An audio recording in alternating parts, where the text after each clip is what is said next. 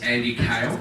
She comes from Breast Cancer Care WA, and I'm going to get her just to kind of do her thing, and then we'll go after that. So, AndyK, everybody. Thank you. And thank you everyone for coming. You might think that because I'm standing up here and giving a speech, I'm a special person, but in actual fact I'm not. I'm just a regular chick, just like everyone else. I'm not the sort of chick that wins lotto. I don't know famous people, I don't travel around the world, I don't have millions of dollars or anything like that. So I thought I wouldn't be affected by cancer. Guess what? I was. Regular people like me do get cancer. You see it all the time on the news, celebrities getting cancer, and they do it nicely and they do it glamorously and they don't mess their makeup up. Yeah, it's not really like that, not in real life.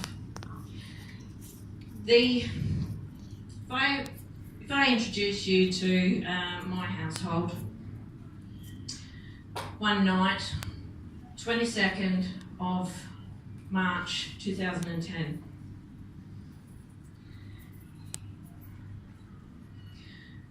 I was having a shower and, just regular, and I discovered a lump.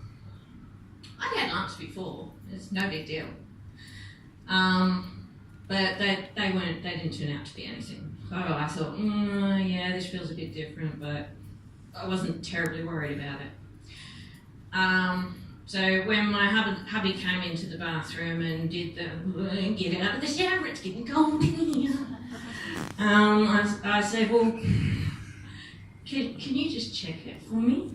And he went, I'm a diesel fitter, darling, I've got no feeling in my hands. I said, just placate me, just make me think I'm not imagining things. So he said, well, all right, point out where you think it is and how to feel. And I could see by the change of his face that, no, I wasn't imagining anything. But you know what? I was still not thinking cancer. It hadn't even occurred to me, because regular people don't get cancer. And besides, I had too much to do.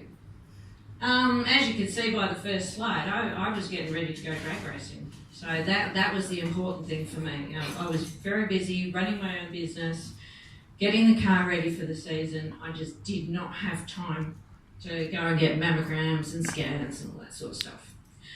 But I had told hubby, so he was on my case. So I went to the doctors and he got on my case as well. So I went and got a mammogram. Even though they knew exactly where it was, the mammogram did not show the cancer. They actually put a little sticker on my boob to show exactly where it was, and it didn't show up. So they then took me in for the ultrasound, and as soon as they put the ultrasound on it, bang, I could see it. It was like, great big black hole. I knew it straight away, that was not normal. Still not thinking cancer. Hasn't even occurred to me. Call me naive, but So the radiographer heads out and she goes, I need to go and ask the senior radiographer if for him to have a quick look at it.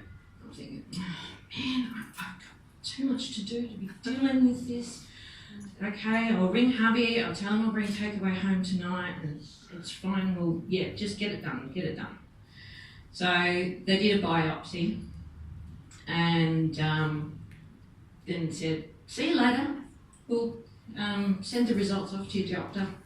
So of course, I know there's something different, but hadn't really worked out what it was. So a few days later, I got a phone call from my GP. I don't get phone calls from GP. Now, I'm not talking his receptionist or anyone. The actual GP phoned me. And he said, I need to see you this afternoon.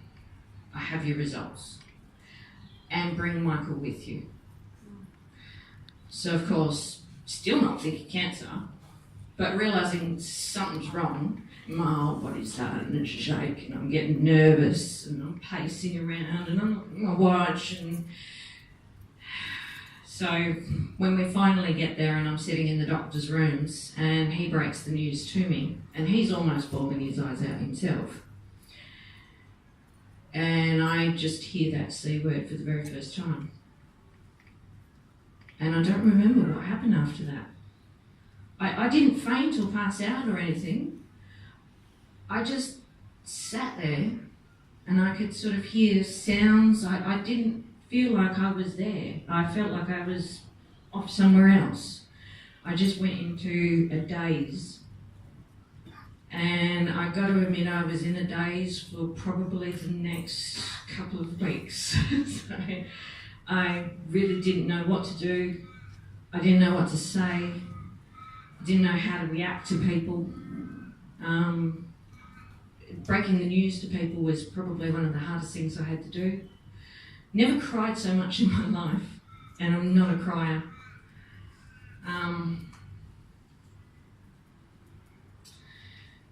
It turns out I had a 3 centimetre lump. I had 14, as the surgeon called, crusty lymph nodes. They took 2 attempts to remove the cancer from my breast because I wanted to keep my girls. They're mine. I grew up with them. I practiced for them, wearing mum's bra.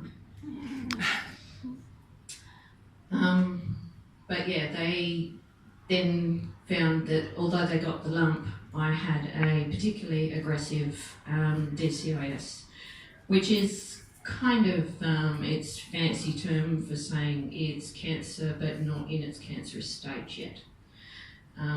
So yeah, anything can make it turn out that way. So I ended up having a double mastectomy, full reconstruction, in case you can't tell. I also had a complete hysterectomy, a very aggressive chemo that sadly I was the first one in Australia to use once it came off trial, and I think my oncologist is still too scared to use it again. Full-on radiation. Thankfully I didn't burn, right? So I was good. And an absolute barrage of drugs, some of which I actually still have to take.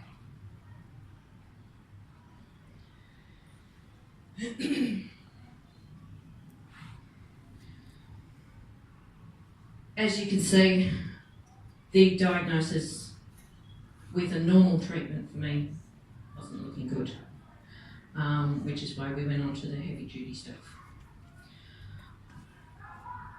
I have been sick beyond what I thought was possible. I've been tired beyond what I thought I could handle. I've been in pain, so much pain that I didn't want to live.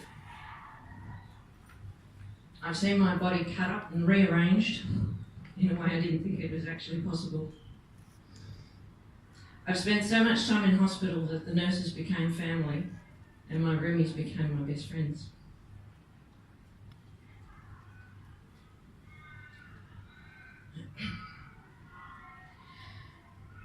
Breast cancer isn't pink. It's not celebrities doing it easy. It is not beautiful, bold, brave, courageous women. We're not brave. We're just doing what we have to do. It's real life. It's ugly. It's painful. It makes you sick. It hurts physically and emotionally. It totally screws up families. It destroys friendships. and it breaks down marriages. If I had $1 for every marriage I saw, every bloke I saw walk out when they got the diagnosis, I'd be a rich lady. Very sad. And breast cancer still does kill, even though everything's been done.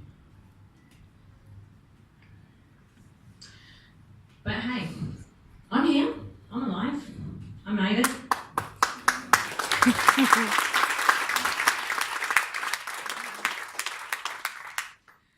I am currently 6 years cancer free.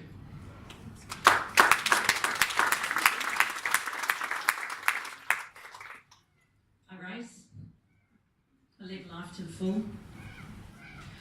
I volunteer at Breast Cancer WA. I do transport, I do peer-to-peer. So often I'm called in to chat with new girls when they're first diagnosed and they've got nobody there. I speak the truth to them. So often stuff that nobody else is willing to do. I've taken my shirt off and shown my scars to them. It's just who I am and what I do. It's one of the ways that I help. Breast Cancer WA isn't about research. It's about helping the individual and their family. I wish I'd known that they existed. I could have given my family a bit of respite. But I am very, very lucky that I did have a very supportive family around me. And a lot of the ladies that I see go through Breast Cancer WA, they don't have that support. And that's why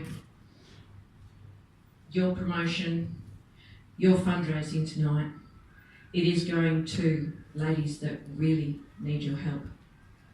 Thank you very much for listening.